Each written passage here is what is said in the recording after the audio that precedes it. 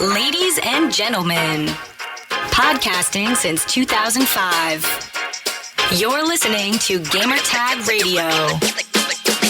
With your hosts, podcaster Hall of Famer Danny Pena, the always opinionated Paris Lilly, and from outside of the norm, Peter Toledo. This is Gamertag Radio.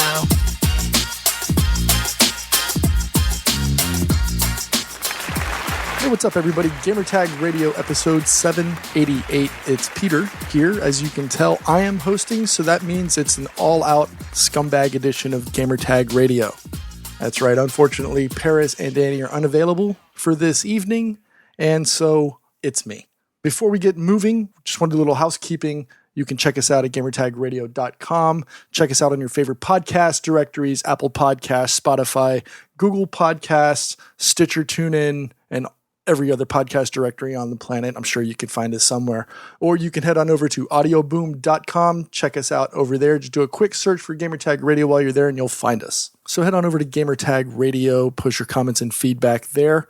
If you choose, you can also join our Discord server by going to discord.gg/GTR. Send us your feedback or questions. Give us a call at 786-273-7GTR. Email us at fanmail@gamertagradio.com or leave a message on speakpipe.com/gamertagradio. Send us a message and we'll hopefully play it on the air and answer your questions or your criticisms or your feedback. So last week I had an opportunity to go to San Francisco and check out a whole slate of games and downloadable content that Ubisoft was scheduled to unveil at Gamescom. One of those was Rainbow Six. They showcased the new Grim Sky DLC that came out. They unveiled it at the Paris Majors. I believe that's what it's called for Rainbow Six, one of the 6 invitational tournaments for the Pro League, as well as Trials Rising. Another fun title. So we're going to be playing some of my interviews with their people shortly after this, but I did want to take a minute and mention another title that I got to check out. And unfortunately, I didn't get a chance to speak to someone and get some content for everyone, but I was able to get some information just through gameplay, and I'm going to try to upload that to the GTR YouTube page shortly, along with some commentary. One of the things that they're unveiling for the new Marching Fire DLC for For Honor, it's a thing called arcade mode. Now, typically you would be, just going through the normal level and hacking and slashing. And let me tell you, I am not good at this game. I spent I'd say about 45 minutes to an hour on the title, and it didn't matter whether I was playing it 2 years ago at E3 when they were first unveiling For Honor, or if it's 2 years later, I am still horrible at the game, so I will I'm just going to leave it at that. Now, in the new arcade mode that they're unveiling, along with Marching Fire, you'll get to play as 2 Wulin heroes named Jiangjun and Nuxia. I'm hoping I'm pronouncing that right, and if I'm not, my Asian heritage is probably going against me at this point. But it's a really fun opportunity for you to play the game on your own without having to affect the story. Although, if you bring in your higher level skilled heroes into the game or into the arcade mode, you have an opportunity to play several levels of difficulty. First one is basic. Moving on, you start going into harder difficulties, whereas you're not only playing harder difficulty enemies, you're also playing you're going against multiple adversaries at the same time. Now, in the gameplay that I had an opportunity to do, I walked through that first level. But going into the second level, I had a lot of difficulty, especially when you start going against 2 and sometimes 3 opponents. Another instance where I showcased my poor ability to play this game was when I actually bumped up the level of my character to higher than the recommended level of the enemies, and I still got my tuchus handed to me. So if you like a fighting game and you like challenges, I highly recommend checking out the For Honor Marching Fire DLC that came out. All right, so now Danny, go ahead and play the first interview. This is going to be my interview with Alexander Karpazis, who is the presentation director for Rainbow Six.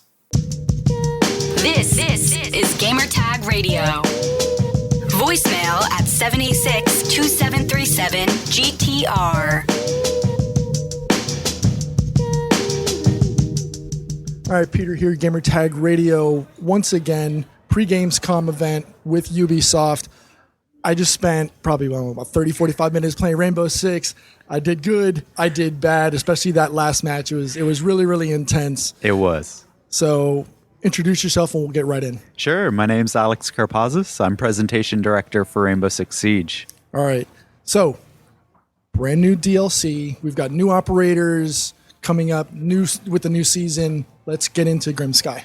Yeah, Grim Sky. So the two new operators. First, we have Maverick, who's our third hard breacher. Very, very unique, though, compared to Hibana and Thermite. He can make a hole anywhere, and he's a fantastic peeker. Then we have Clash, our first defender with a shield.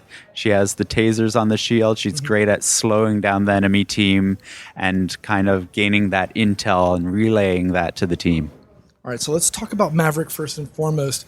He's got like his little burn torch that you can use to burn holes, create murder holes, and and so on and so forth. What can players expect when they're doing that? Is that something that could be used as an offensive weapon? I mean, I don't think it would. It's not recommended because there is a short distance to it. Although it's fantastic if you do see a kill with a blowtorch. That's a lot of respect right there. Creep up behind someone and just burn a hole in them. But he's very, very versatile. So if you're looking at soft breakable surfaces or hard reinforcements, you can cut a hole in, and it's great for peeking. You can cut a hole at the base and let drones run in. There's a lot of things that you can do just to kind of open up the space and kind of like make Swiss cheese of the level so that the defenders have no idea where you're coming from, especially since he is so quiet when he's making these holes too. Right. And actually there's a counter using him, because then you can use him against what is it? The jamming gadgets, like against bandits, gadgets and stuff like that. Because it's a mechanical weapon, it's not electric. So he can actually get rid of a lot of those blockers that Thermite and Hibana are kind of countered by. Right. Fantastic. All right, so let's talk about Clash. Clash was probably the biggest hit here. Everybody wanted to use her. Tell me more. Yeah, absolutely. So she has her shield. When her shield is up, you can't melee, you can't shoot. So essentially, you're running around gathering intel, being a huge, huge nuisance for the other team. And then you can always swap to a weapon afterwards. You can kind of get the drop on them if you disappear behind a corner and you reappear with a gun after they think you're non-lethal. It's a very, very effective strategy. And she's also super useful when your team communicates. So you can run outdoors, you can take a look at where they're approaching from, you can relay that back. The first half of the game is her gathering intel, and then the second half is her falling back and being that blocker to deny access to any of the plant sites. Yeah, roaming support, I think, for her is going to be really, really crucial, especially as we go into 6th Invitational, which I'd like to talk about in a little bit. Yeah. Hereford, we're back to the old trusty, right? But there's been some improvements. There has been, and this was the very first map we ever made for the game. So, of course, there's a lot of things that we learned about since we launched the game. Right. So we wanted to take this map back, redo a lot of the layouts so that all of the bomb plant sites are viable, making sure that we don't have that one staircase that kind of acts as a bottleneck so that defenders can't move around. So introducing a lot more places that you can move around, a lot more destruction, and then giving it a fresh paint coat, like making sure it's beautiful. Every single floor has its own theme now so that you can make callouts, your orientation in the space. So it is a completely new map, actually. And now there's new locations actually as well? We've modified it so that there are bomb sites on 2 separate floors in some new locations. We've also changed the rooms around, so a bomb site isn't in the exact same place that you would expect for Hereford. Got you. Okay, so now that we've gotten Grim Sky out of the way, you've got Paris Invitational coming up? Paris Invitational is going on right now, so it actually wraps up this weekend. And then next we have our Season 8 finale for the Pro League, which is happening in Brazil in November. That's awesome. So there's some new things also with Grim Sky tied to esports. You've got badges and the emblems now. That's right. So with our first 10 teams, we're bringing out charms and skins that you can get. And that helps support the team, and it also helps support the league in that it will increase the prize pool for the Season 6 Invitational happening in February. Right, and I think it's a $675,000 or something like that? $650,000, and then the revenue share will add on to that as well. That's amazing. I'm so glad that you guys have taken like hold of how esports and Rainbow Six has it's been a fantastic vehicle for you guys. We're so happy how fast it's been growing, how the teams are getting more and more competitive, and how everyone's starting to get to the same level of competition so that you see a lot of close matches. So one thing that me and my friends always talk about is how the Rainbow Six team has taken the title and you just keep adding layers and layers and layers on top of it. How do you guys come up with your new operators? Like how much war room prep goes into coming up with a character like Clash who's grinning behind her shield when she's deploying her shock darts? How does that happen? It's a lot of work. Like, we really care about our operators. It kind of starts where we have an idea and we want to make it fun first. So we do whatever we want with that operator, make sure they're fun. And then we take a look at, okay, how do we realize these characters? How do we make them fit in the Clancy world? How do they fit with all the other operators? And then we work on their look and how they play, how they feel, and the balancing. So overall, it takes months of work to think of an operator. And then we have this huge bank of ideas of operators that we kind of save, that we take a look at, and we develop at the same time. So yeah, it's a lot of work, but it's a lot of fun. Well, once again, congratulations, Grim Sky. Is a lot of fun. I can attest to it. That last match, I'm still kind of like sweating and shaking about it. I just watched and my heart was racing, man. It was great. Good. Well, I'm glad. Thanks a lot. And we'll see you in 6th Invitational. Maybe? Cheers, man. Thank you so much. Thank you. You're listening to Gamertag Radio.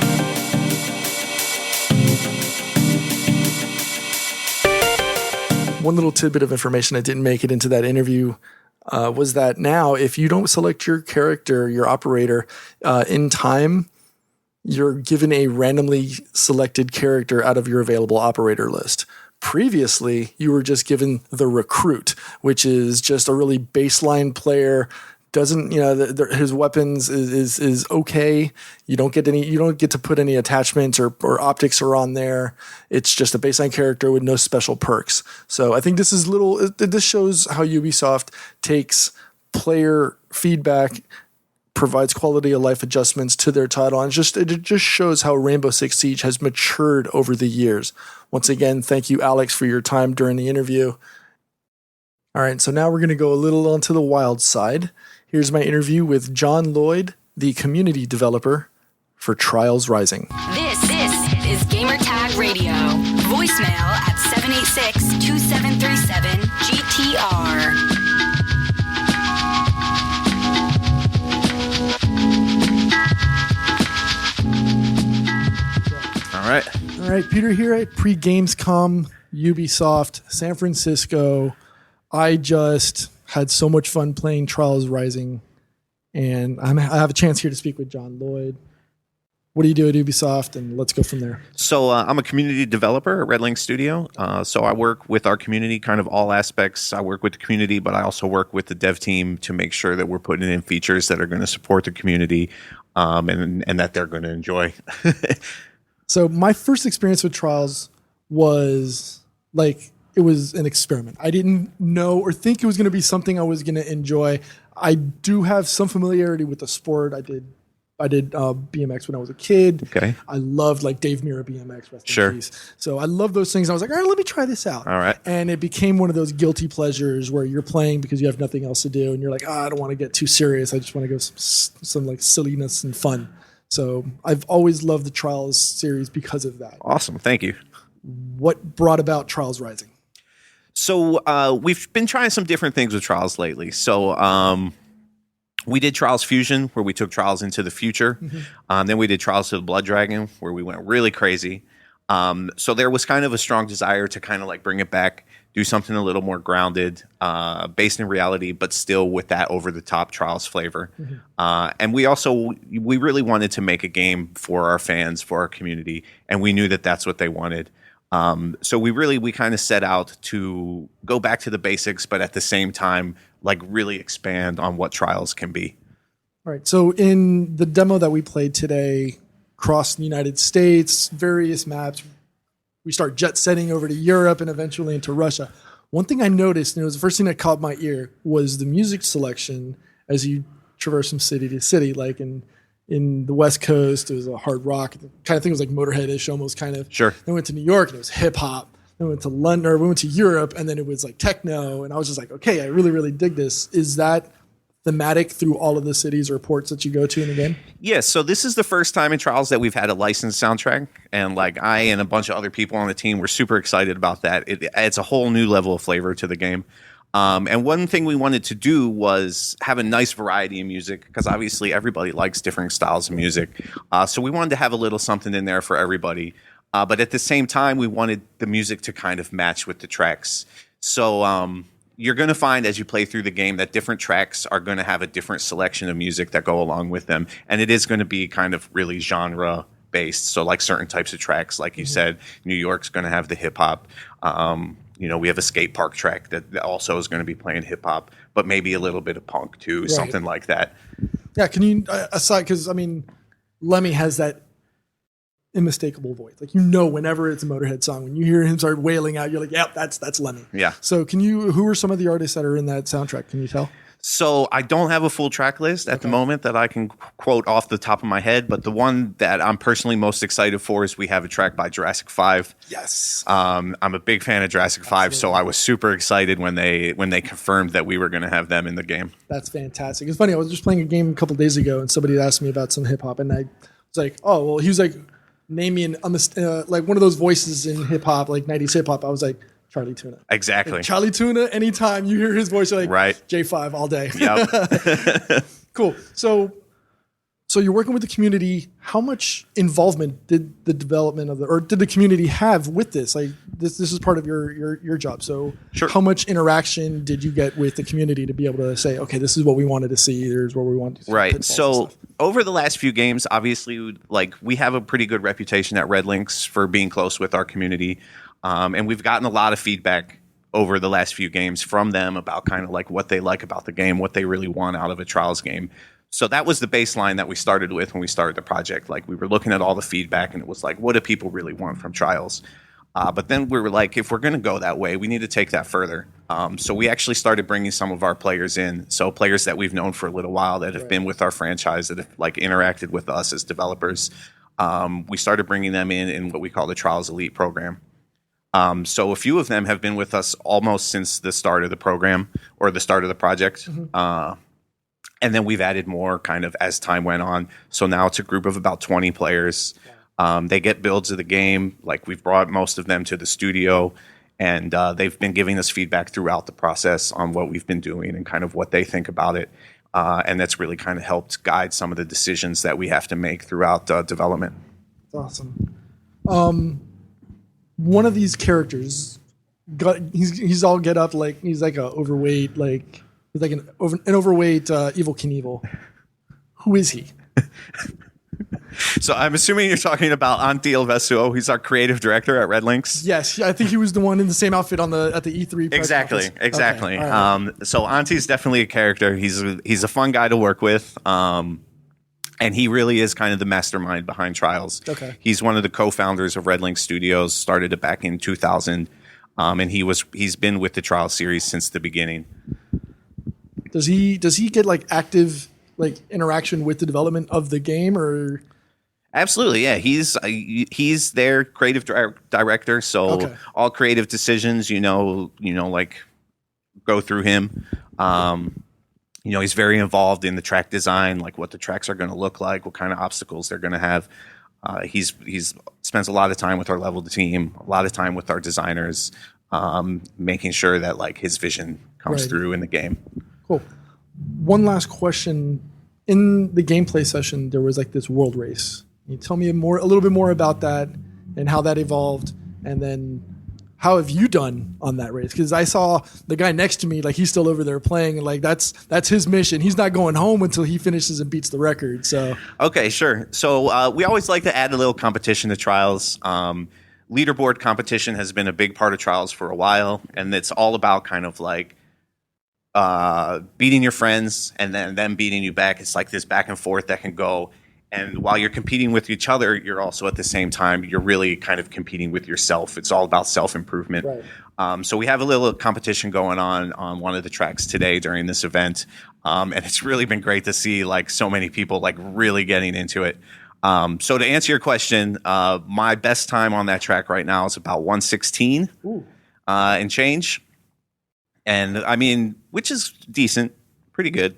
The best times we've been getting today at the event are in the kind of like a low 120s. Yeah, I think the record right now is at 127. I'm curious, is that like a score that you consistently get, like that 116 that you said, or was that like that one moment in Zen, like that it was like everything went slow motion, like I'm in the zone?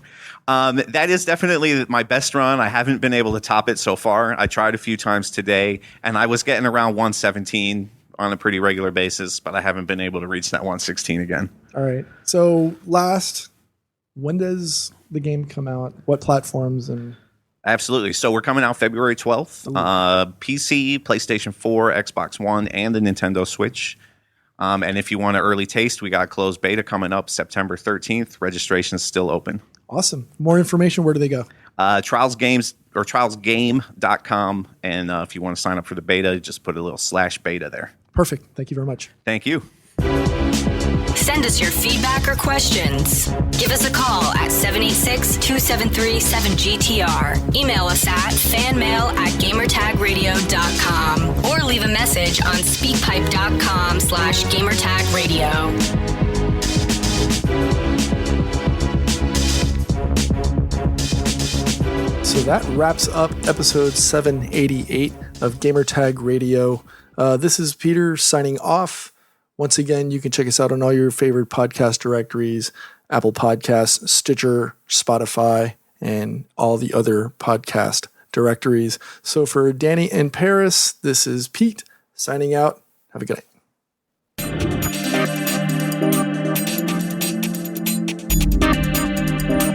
Thanks for listening to Gamertag Radio. Be sure to like us on Facebook and follow us on Twitter.